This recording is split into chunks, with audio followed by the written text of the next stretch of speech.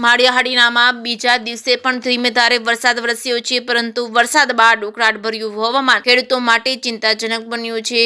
ખેડૂતોના ખેતરોમાં પડેલા અણસમયે વરસાદથી મગફળીના પાકને નુકસાન થવાની શક્યતા ઉદ્ભવી રહી છે। ખેડૂતોએ ખેતરોમાં પાથરેલી મગફળી ભીંજાઈ જતા ચિંતા વ્યક્ત કરી છે। ઘણા ખેડૂતોના ખેતરોમાં પાકની ભીંજાશ વધતા ગુણવત્તા પર અસર થવાની ભીતિ છે। બીજી તરફ માલઢોર માટેનો ચારો પણ ભીંજાઈ જતા બગડી જવાનો ભય છે। જગતના તાત માટે વરસાદ આશીર્વાદ કરતા વધુ અચાનક આફત સાબિત થયો છે। ખેતરોમાં ઉભા પાકને બચાવવા તાત્કાલિક કામગીરી હાથ ધરાઈ છે। હવામાન વિભાગે આગામી દિવસોમાં વધુ વરસાદની શક્યતા દર્શાવવા ચિંતા વધારી છે। અંબેચા, કેરાળા, વડાળા તેમજ સહિતના વિસ્તારોમાં પણ છૂટાછવાયા વરસાદ નોંધાયા છે। હજુ વરસાદની આગાહી આવતા હજુ કેક જગતના તાતને ભારે નુકસાન થવાની ભીતિ દેખાઈ રહી છે। જે કે સિંહ ગુજરાતી સાથે પ્રતાપ સિસોદિયા, માળિયાહાટીના।